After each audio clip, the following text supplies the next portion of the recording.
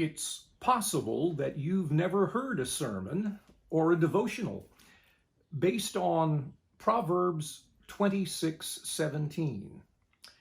This is one of those comparative proverbs telling us that one thing is like another. In this case, Proverbs 26:17 reads, "A passerby who gets embroiled in someone else's quarrel is like one who seizes a dog by its ears." A passerby who gets embroiled in someone else's quarrel is like one who seizes a dog by its ears. We get the point here pretty easily. As James Kugel writes when he comments on this proverb, obviously, meddling in someone else's quarrel is not good. That's at least true most of the time. When I read that proverb again this week, I was reminded of another one. Blood is thicker than water. Now, that's not in the Bible. It goes back nearly 1,000 years and shows up in German. Blut ist dicker als Wasser. I was reminded of blood is thicker than water because our little lesson has to do with conflict. It's one of a set of proverbs in this part of the book that have to do with conflict. And it reminded me of the story that a man told from his childhood about two of his friends who were brothers getting into an argument. Back and forth the two of them went, their disagreement becoming quite heated. When the third boy thought he would help end the argument by intervening and telling the brothers which of them he thought was right, the two brothers turned on him and he barely escaped without a punch in the nose. Blood is thicker than water. Blood is thicker than mere friendship. I grew up next to twin brothers, Robert and William, better known as Bob and Bill. I've done plenty of stupid things in my life, but although Bob and Bill had their share of fights, I don't think I ever got in between them. There's no conflict like one between blood brothers. A passerby who gets embroiled in someone else's quarrel, our proverb reads, is like one who seizes a dog by its ears.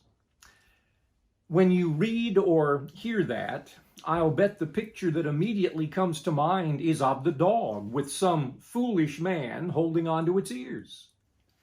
By way of full disclosure, we have 4 dogs at our house, not to mention 2 birds, so we are animal lovers.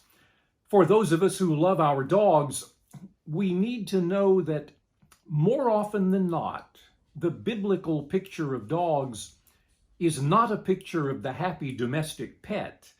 A biblical dog is more likely to be unpleasant, even dangerous. So let's set the scene here. In some way, a man and a dog have come together. We know no more about the setup than that. Then, the man reaches out and grabs the dog by one of its ears in each of his hands. Before this, the dog may have harbored no ill will toward this man, but now, the dog having its ears held by him in what is clearly intended as an unfriendly way, the dog will not be happy with the man when his ears are let go.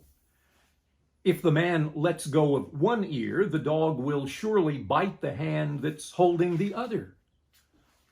The foolish man in our proverb is safe only as long as he holds on to both ears. When he lets go of one or both, he will get bitten. And so it is with one who meddles in someone else's quarrel. He or she was in no danger until they grabbed on, became a part of the quarrel. Now they cannot get free of it without being bitten by someone, or if the two are brothers or sisters, perhaps bitten by both. In general, the Bible thinks highly of helping others. And the one who intervened in this proverb may have had every good intention, may have thought they were helping. But maybe one ought to at least be wary of meddling in a quarrel that doesn't concern us. There is sound advice in yet another proverb: mind your own business. Proverbs are, by the way, not hard and fast rules. They are sayings that are true often enough to suggest their wisdom to us, but sometimes they are not true. This one, however, has a lot to commend it. All we have to do is think of that foolish fellow and picture him with a dog's ear in each hand, knowing that when he lets go, it will not end well for him. Probably it is best not to grab a dog by the ears or to meddle in a dispute that's not your own. Amen.